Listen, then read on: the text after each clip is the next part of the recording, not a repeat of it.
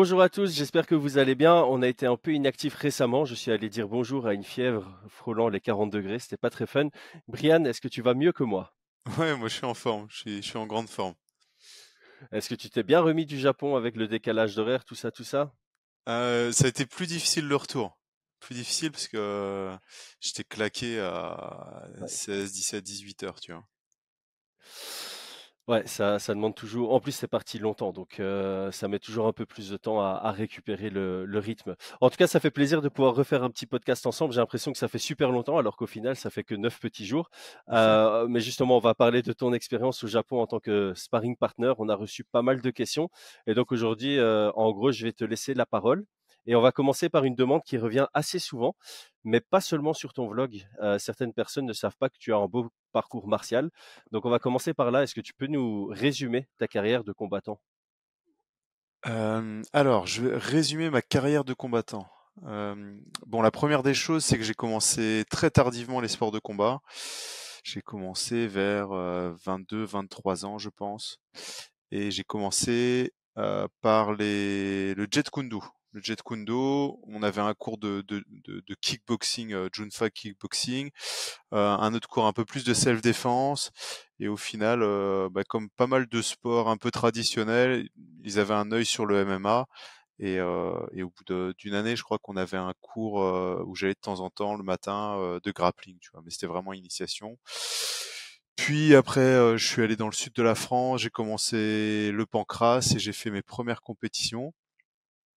À la base, c'était vraiment histoire de comme un saut en parachute, histoire d'avoir ça en souvenir et de faire ça comme ça, tu vois. Et ça m'a bien plu, j'ai fait des bons résultats.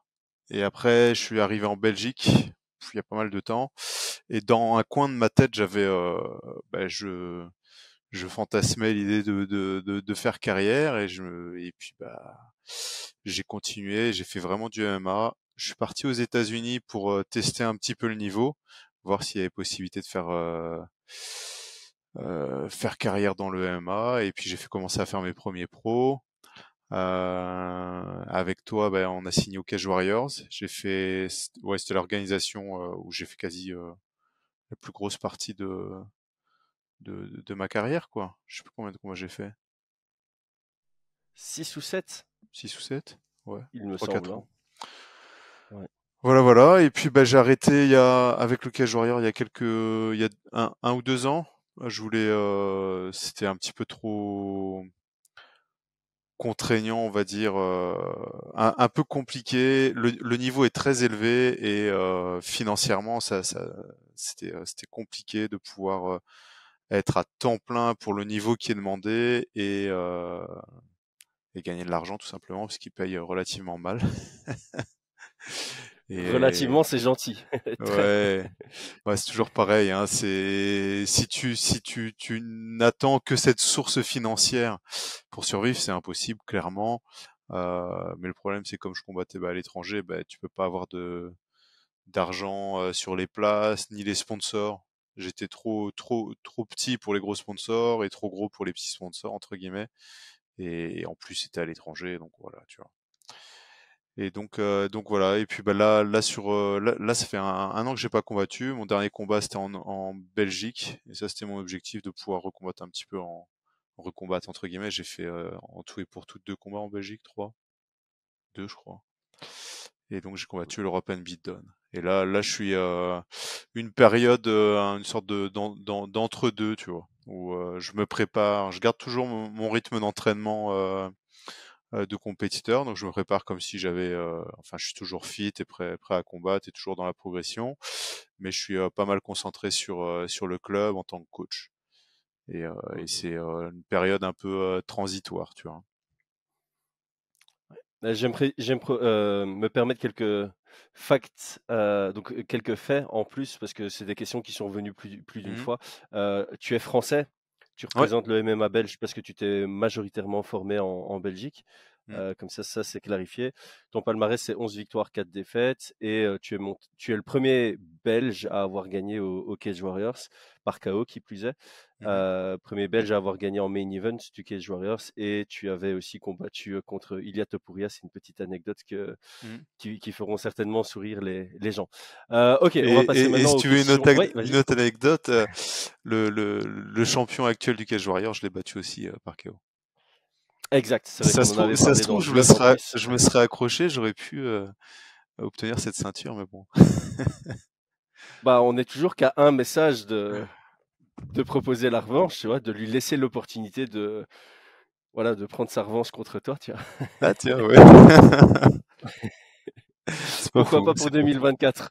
Ouais. Ok, passons aux questions par rapport au vlog maintenant et donc par rapport à ton expérience en tant que sparring partner. Donc j'en profite évidemment pour tous ceux qui tombent sur la vidéo et qui n'ont pas été voir le vlog. Allez voir le vlog, ça mettra du contexte. Brian est parti au Japon en tant que sparring partner pour Kai Asakura qui va combattre dans 3 jours. Je vais sortir la vidéo aujourd'hui, donc c'est vraiment dans 3 jours pour la ceinture du Rising contre le champion Bellator Juan Archuleta. Donc la question qui est revenue plusieurs fois, c'est comment est-ce que tu as obtenu ce rôle? Ce rôle assez drôle en tant acteur.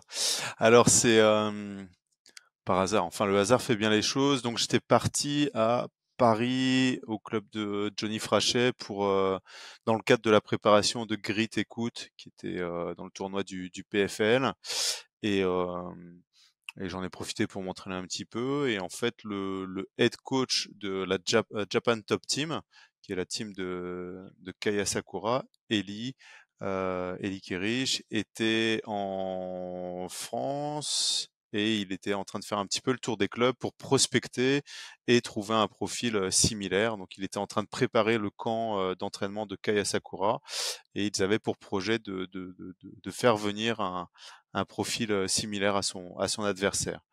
Et donc, il m'a vu à l'entraînement et puis il m'a tout simplement approché, demandé si ça pourrait m'intéresser. Et donc, moi, je dis pas que. Enfin, je t'avoue que là, quand il m'en a parlé, j'avais un peu du mal à concevoir tout ça, tu vois. Donc, j'ai dit ouais, ouais, moi, bien sûr, ça peut m'intéresser, mais sans. Enfin voilà. Et puis après, on s'est recontacté et puis ça s'est fait quoi. Prochaine question, ça vient du membre de notre chaîne, Clark Gable, qui pose une question qui est très pertinente. Est-ce que tu as regardé les combats de l'adversaire pour copier le style ou c'est le coach sur place qui te demande de faire certaines choses et comment il te le demande? Alors, comment dire ça? Euh, donc déjà, bon, Juan Archuleta, je le connaissais. Il y a pas mal de choses qui ont fait que. La toute première, c'est que Ellie, je pense que me connaissait déjà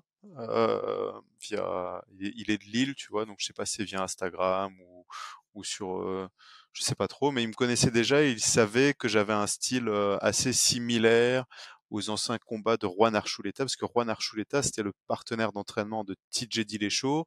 Il a été formé, je pense, via TJ Dillashaw au style Bang Muay Thai de Duane Ludwig, tu vois. Et moi, j'ai beaucoup pratiqué le Bang Muay Thai et je m'étais entraîné d'ailleurs sous TJ Dillashaw pendant un camp d'entraînement aux États-Unis. Et donc, ça a été une des premières choses. Il m'a dit, écoute, Juan, il fait beaucoup de changements de garde, il utilise pas mal de techniques de Bang Muay Thai et on cherche quelqu'un qui connaît un peu la pratique. Donc, ça tombait relativement bien. Et en étudiant un petit peu plus Juan Archuleta, je me suis rendu compte que son style principal, c'était la lutte folk style, la lutte américaine. Et ça tombait plutôt bien parce que c'est celle que j'enseigne et celle que je pratique aussi. Ensuite, il m'a demandé il est reparti au Japon et il m'a demandé si je pouvais faire une vidéo imitant le style de l'adversaire en sparring. Et donc, bah, bien évidemment, j'avais étudié Juan Archuleta, ses habitudes, les combinaisons qu'il utilise le plus, son type de lutte, ses entrées en lutte.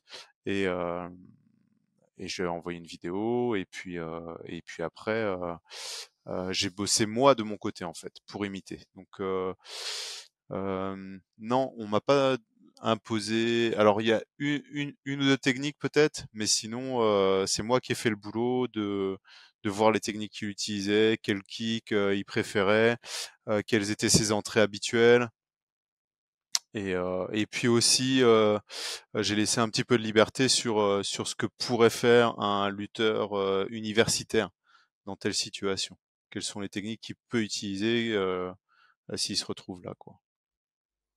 C'est marrant de tu disais que le mot rôle, ça faisait un peu acteur, mais c'est aussi, travail de manière générale, quoi et là, Ouais, c'est vrai. c'est typiquement un travail que tu as dû préparer, quoi. C'est un Ouais. nouveau taf et tu as dû te préparer avant de le commencer, avant ton premier jour. Vous pouvez commencer quand? Ah, dans un mois. OK, pendant un mois, faites cette formation. Ça fait un peu penser à ça. La question Et suivante de Clark mais Gable vas-y, ce vas-y, que vas-y. tu dis, c'est intéressant parce que en gros, ce qu'il faut savoir, c'est que j'ai fait une sorte de fight camp, de training camp, du training camp. C'est-à-dire que euh, pour le training camp de Kaya Sakura, mon objectif c'était d'être au poids de son adversaire le soir du combat dès le premier jour, donc j'étais à entre 69 et 70 kilos, et d'être capable enfin physiquement d'être capable de pouvoir faire 5 rounds sans difficulté. Donc j'avais travaillé mon cardio déjà. Euh, et j'avais travaillé, j'avais fait aussi régime pour arriver au poids. Je suis souvent un petit peu plus haut si je suis pas en camp d'entraînement. Tu vois ce que je veux dire? Mmh. Donc On l'objectif a eu c'est, droit à un vas-y. ouais, l'objectif c'est de vraiment être prêt dès le premier jour aux attentes qui me seraient imposées. Tu vois? Mmh. Ouais, tu as fait un training conception, en gros. On va Ouais. appeler ça comme ça.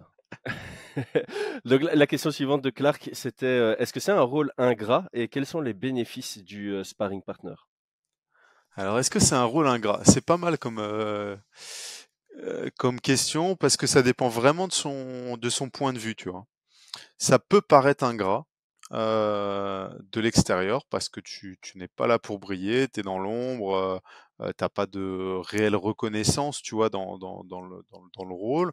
Et c'est vrai que dans certains clubs, peut-être qu'il y a des fois où le training, le sparring partner, c'est un- il est là, voilà, il est entre guillemets dans l'apprentissage, il prend sur sa tronche et on s'en fout un peu, tu vois.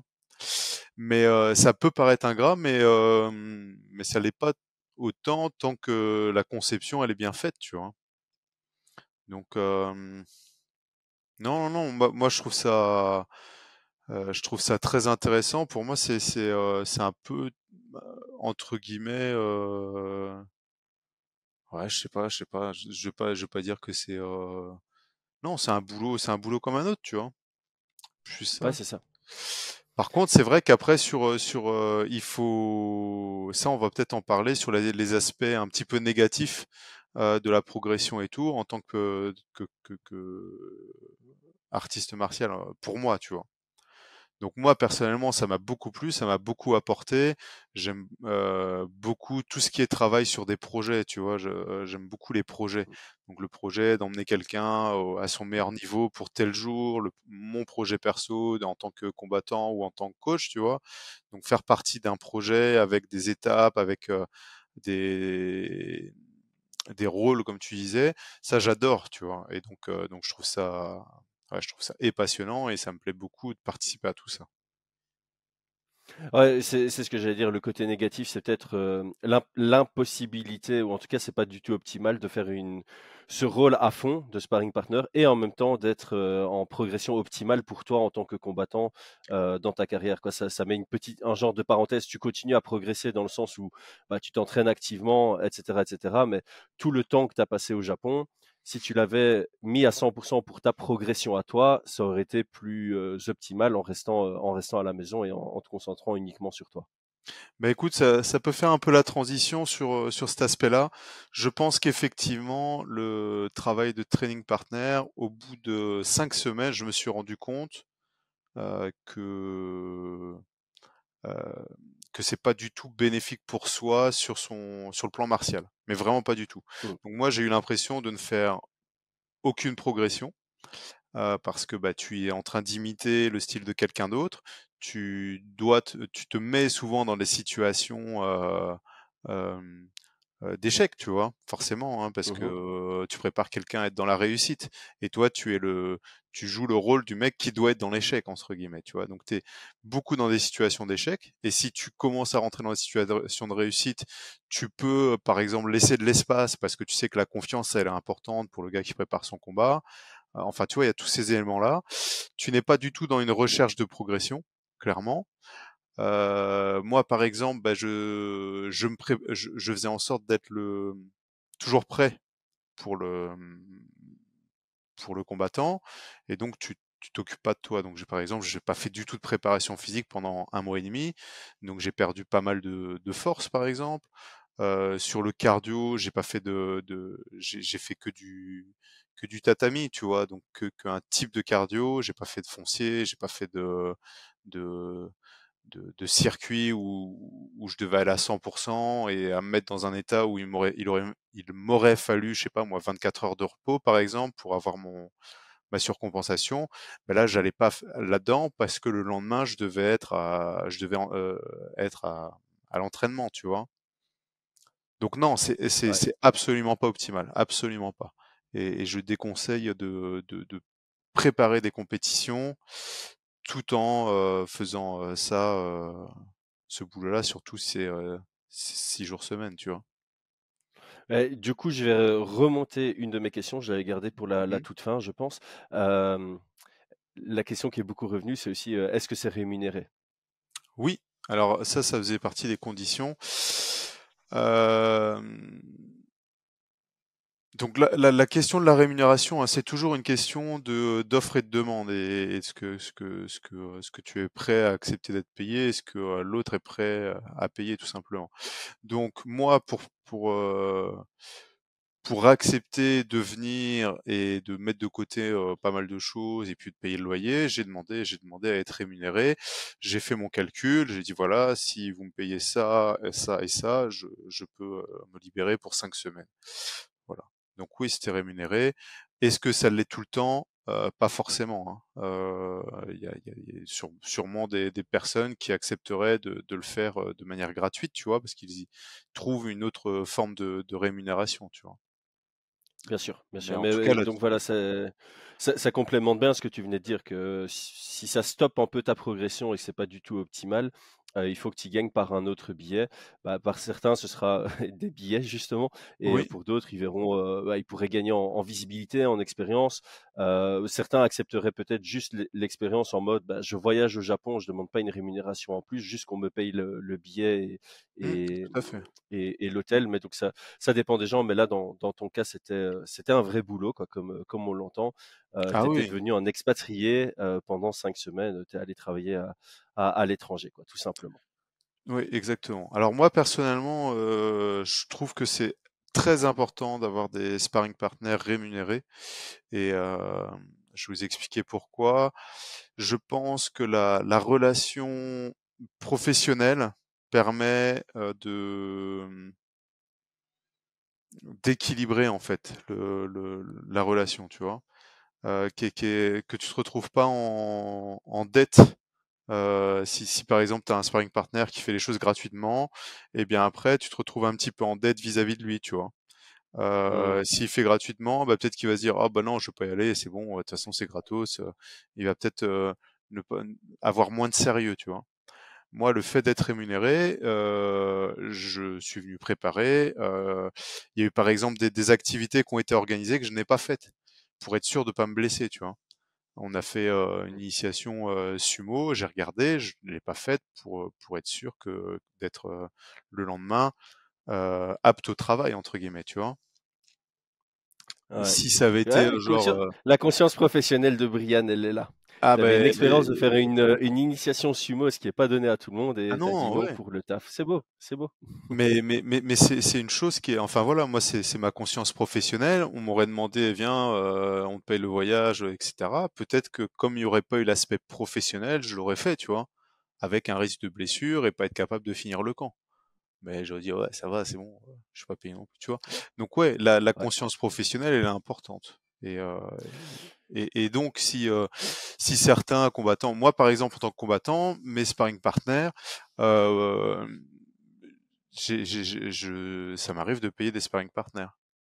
Et je Mmh. préfère payer mes sparring partners parce qu'on a cette relation professionnelle et non plus genre amicale ou ce genre, tu vois.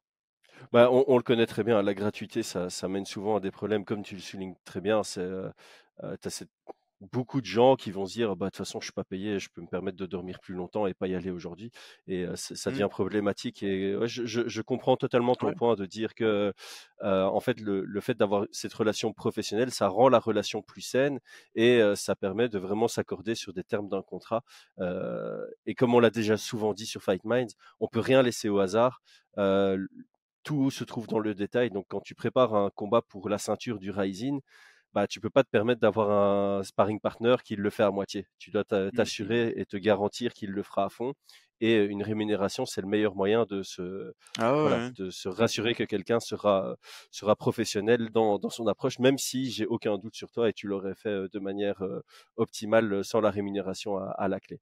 Ouais, Euh, sûrement. Après, je suis pas, encore une fois, hein, tu vois, je suis pas, ça, j'en sais rien. Ça se trouve, j'aurais.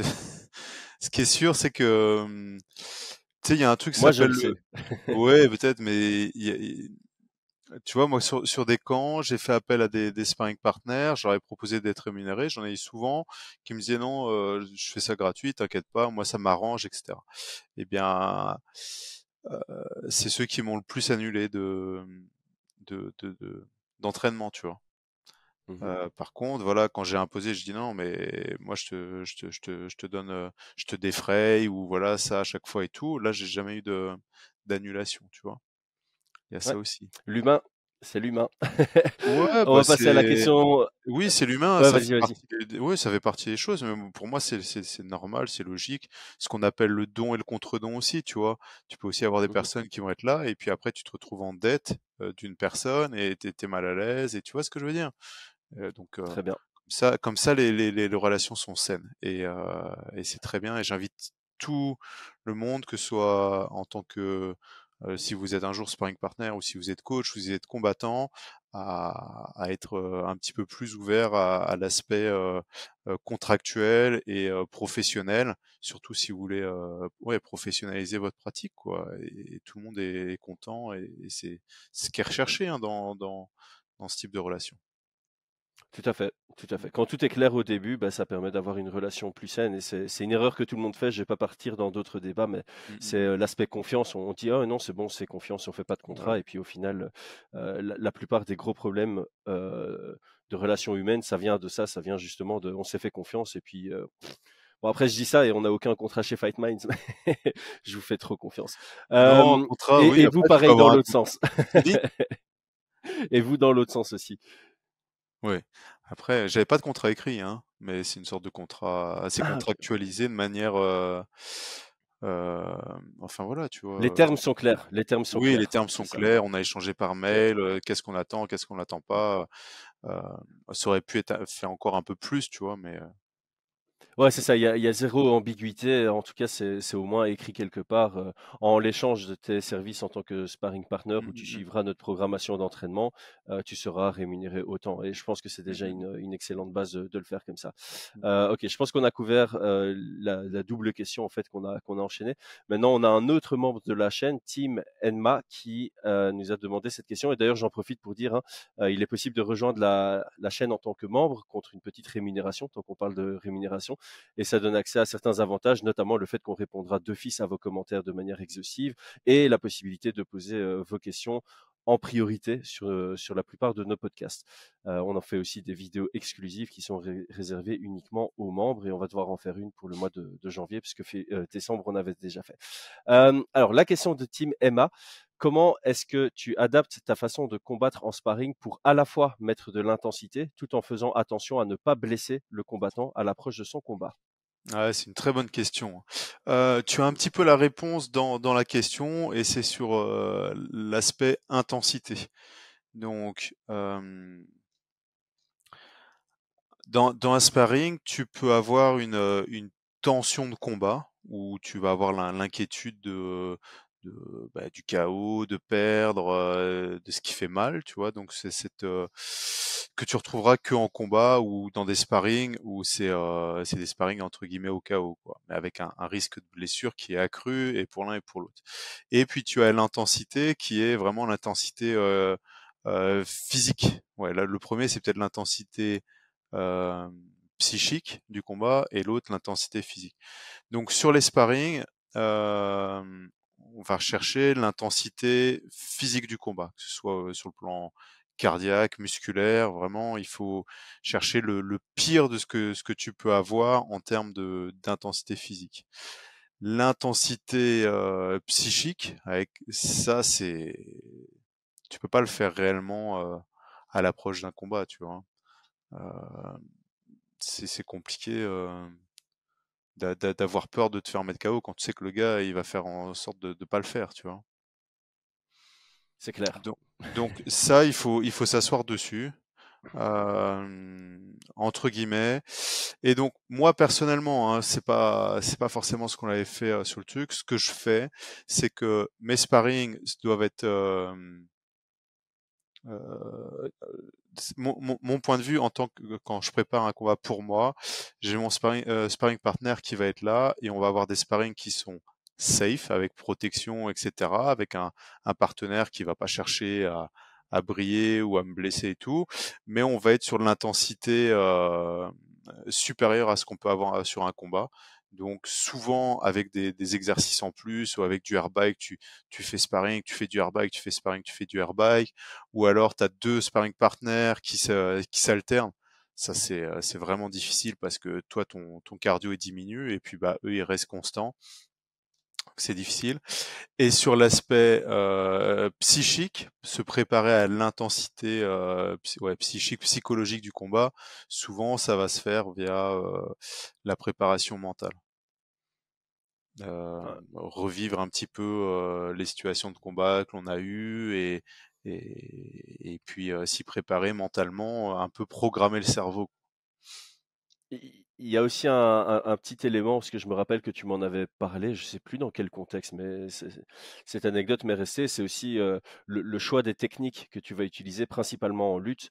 Tu peux mettre de l'intensité, mais il y a certaines techniques que tu vas proscrire en sparring quand il y a quelqu'un qui va combattre, parce qu'il y a des techniques à l'entraînement qui pourraient Mmh. être dangereuses pour blesser. Je pense que c'était quand on avait regardé un sparring d'Israël Adesanya, et tu Ah avais oui, dit, mais son sparring heu, partner, il est complètement fou, il avait fait ouais. une technique en lutte qui pourrait facilement blesser pour peu que Mmh l'autre mh. défende un peu bien, quoi.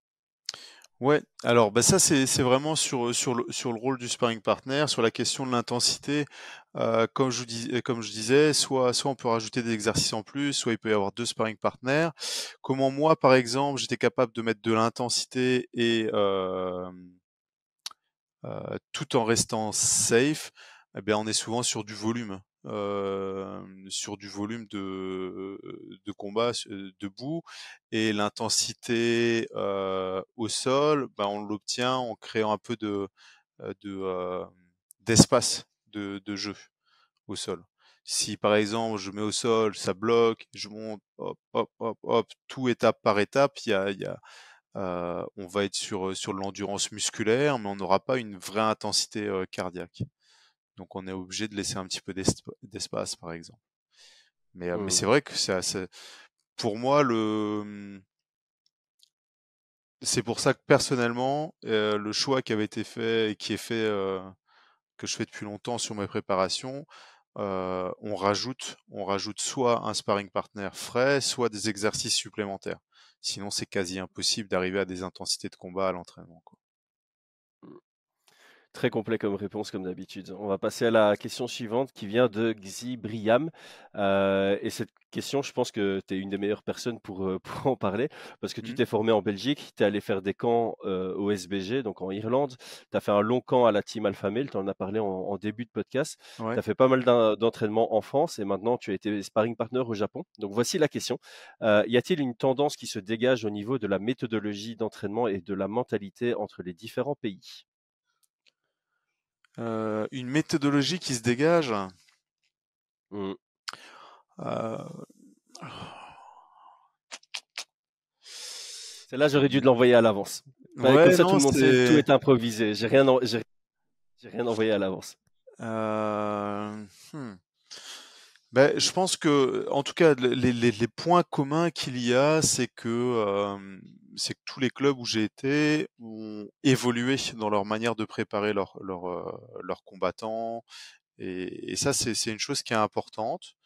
Donc, et ça montre que le sport est relativement jeune aussi, hein, donc on n'a pas encore de méthodologie de préparation qui soit bien établie.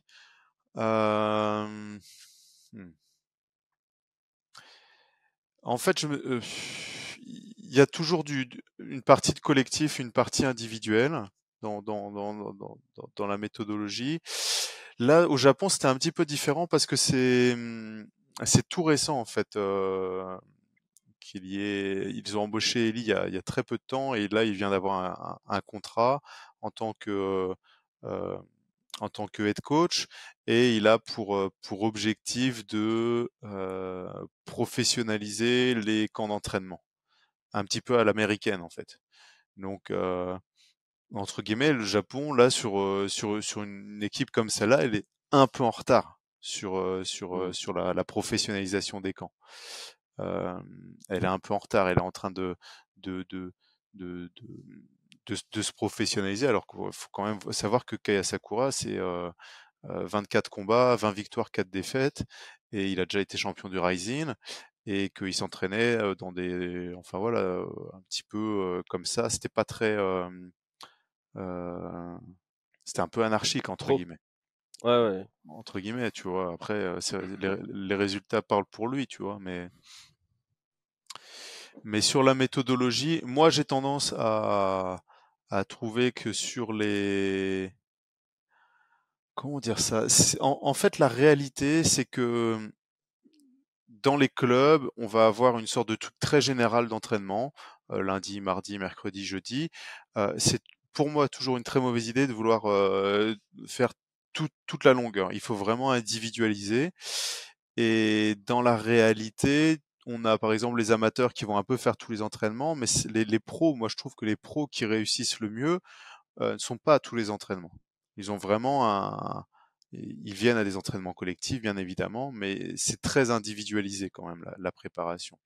Et ça, je pense que c'est assez important. Je pense que c'est vraiment important Hmm. d'individualiser en fonction de ce qu'est capable le combattant.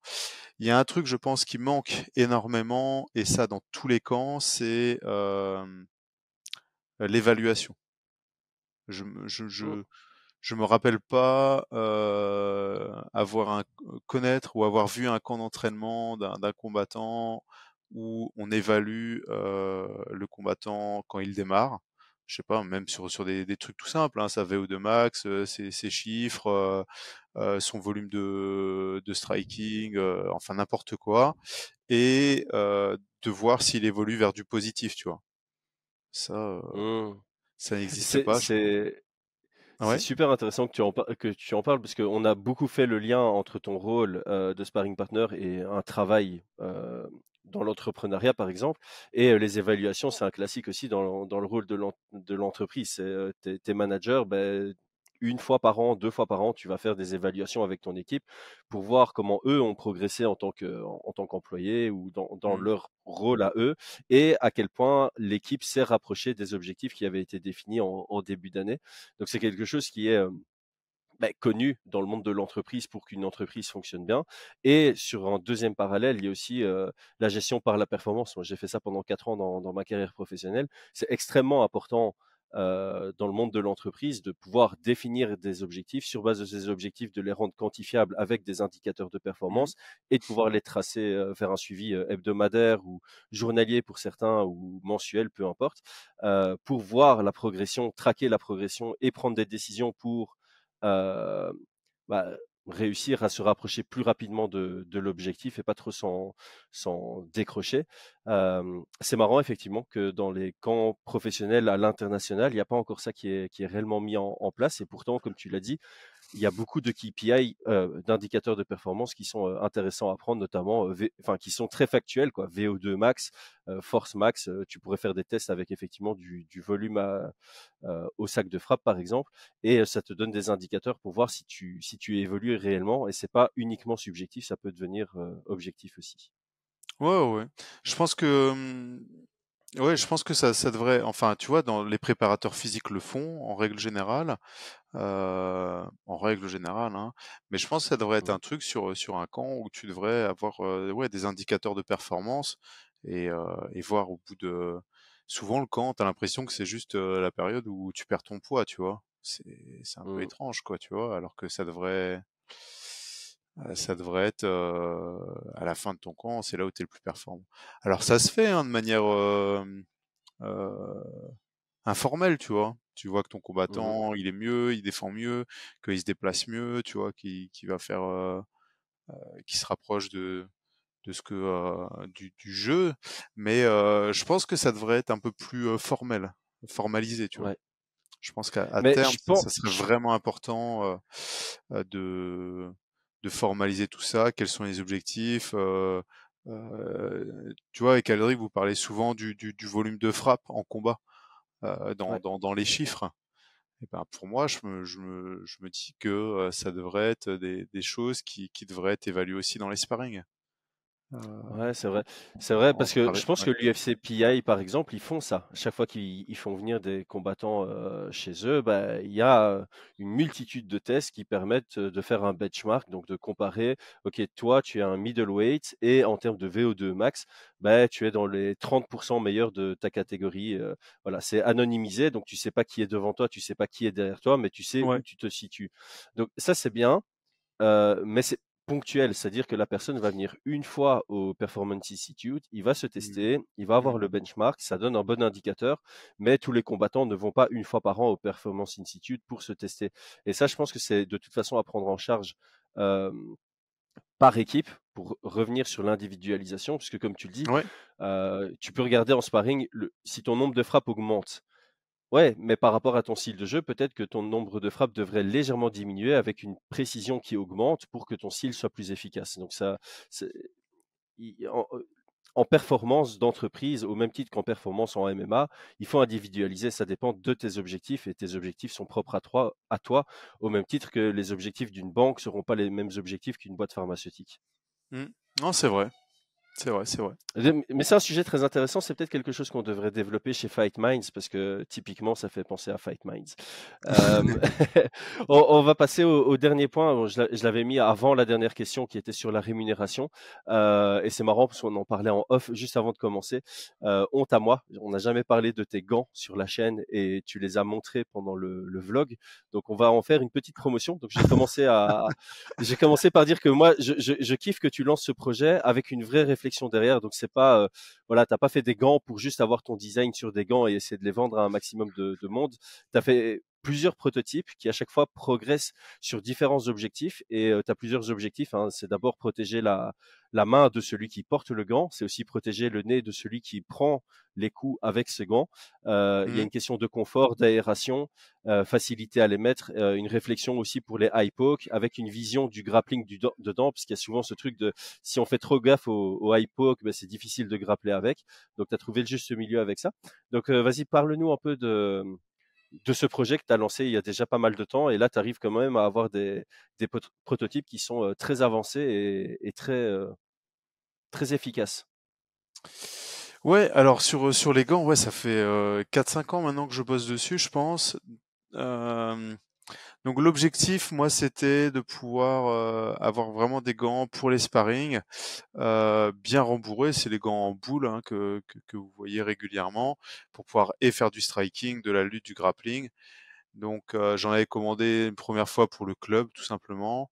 Et puis au fur et à mesure, j'ai cherché à un peu développer et enlever tous les points négatifs qu'il y avait dans ce que j'avais, tu vois. Donc dans les points négatifs qu'il y avait, c'était au niveau du poignet, il y a une sorte de boucle en fer comme ça qui est assez gênante et qui finit par rouiller, qui finit par blesser. Donc je voulais supprimer ça. Il y a aussi la question de l'odeur. Donc j'avais mis un moment l'intérieur, c'était une sorte de tissu absorbant, mais au bout d'un certain temps, ça puait la mort. Et, euh, et je voulais quelque chose d'assez novateur, tu vois. Et au final, j'ai fait beaucoup de tests et je suis arrivé sur un système de fermeture qui utilise l'avantage des lacets qu'on retrouve en boxe anglaise, tout en gardant l'avantage de la rapidité avec le velcro. Et, euh, et de là, j'ai cherché aussi pour les sparring parce que le velcro ça a tendance à irriter. Et donc j'ai sorti deux types de gants. Le premier, ça mixe les deux. Donc tu viens fermer avec un type de laçage qui vient bien épouser la forme conique du poignet, et tu viens entourer avec deux tours de velcro pour un maintien optimale. Et à l'intérieur, j'ai supprimé le tissu pour éviter la transpiration. J'ai mis du cuir 100% cuir. D'ailleurs, tous les gants sont en 100% cuir pour beaucoup plus de durabilité.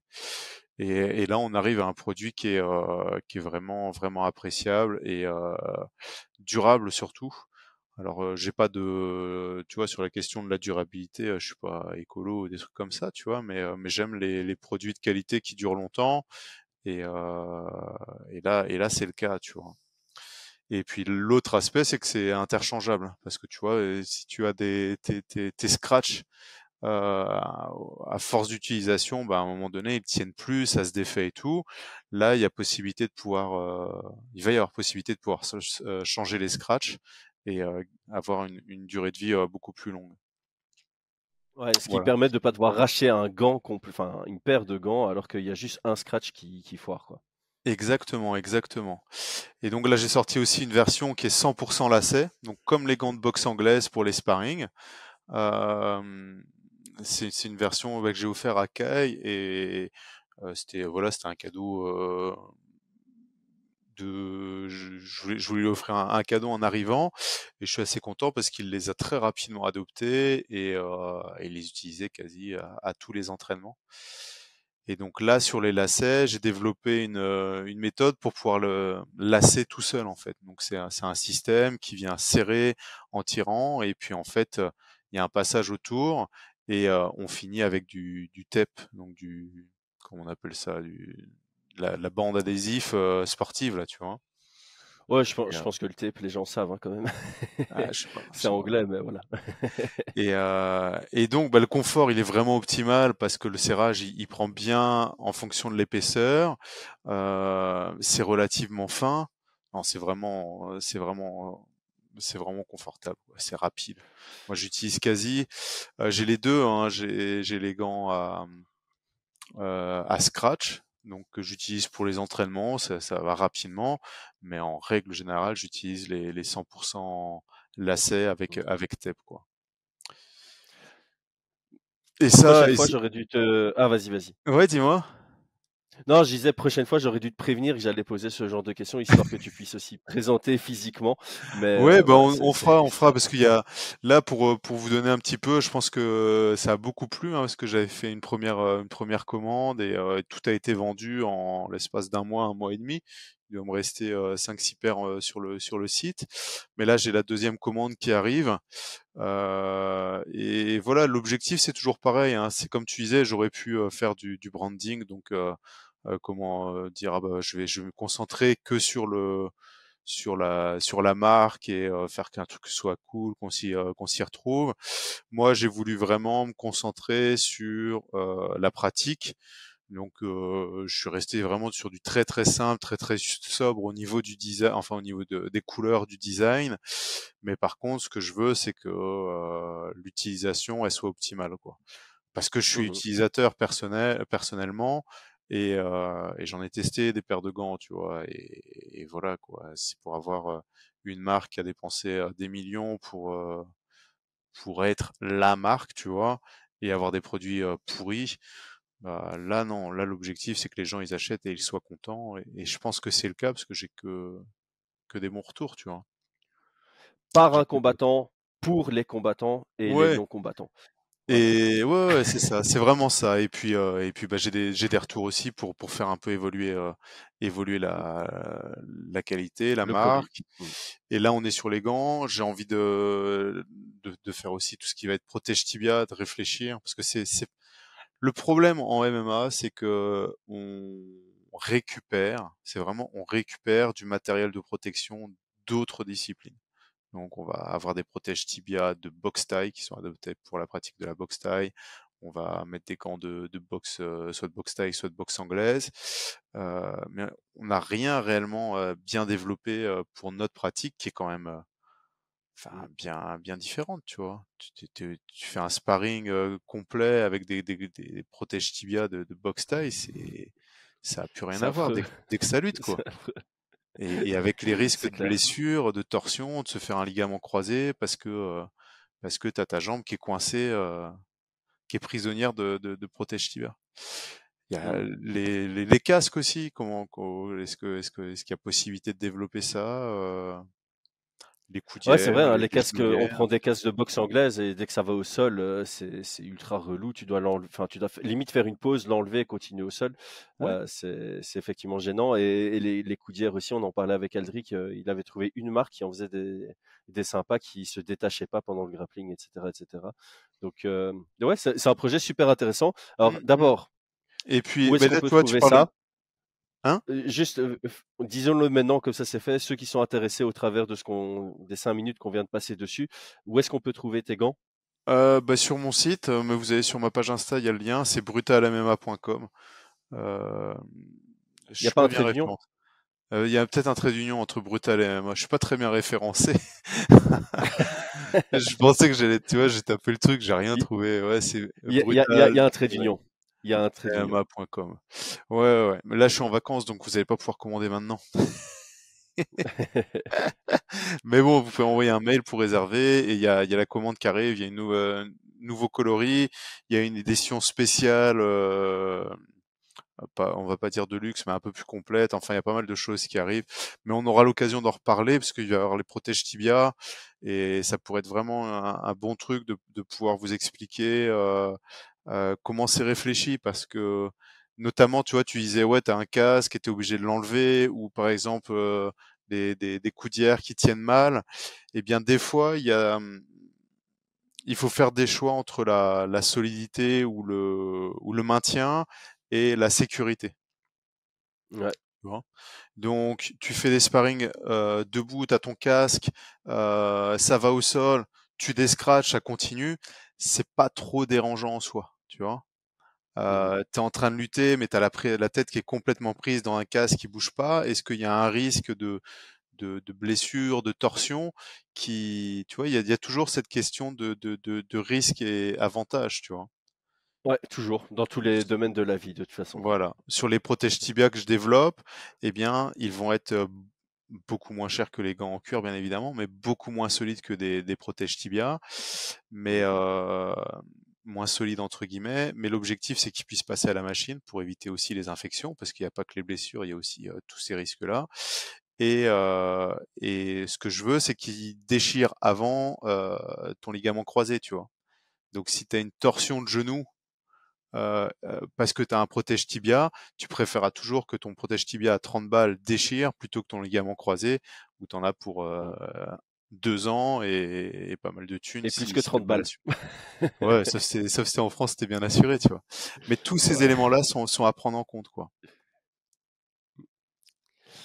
Ouais, bah, j'aime beaucoup en fait, ça me fait un peu penser à Trevor Whitman, hein, qui est un peu, parti sur cette même logique aussi dans sa création, avec, ONX Ouais. Sport, un truc comme Mmh ça. mh, mmh.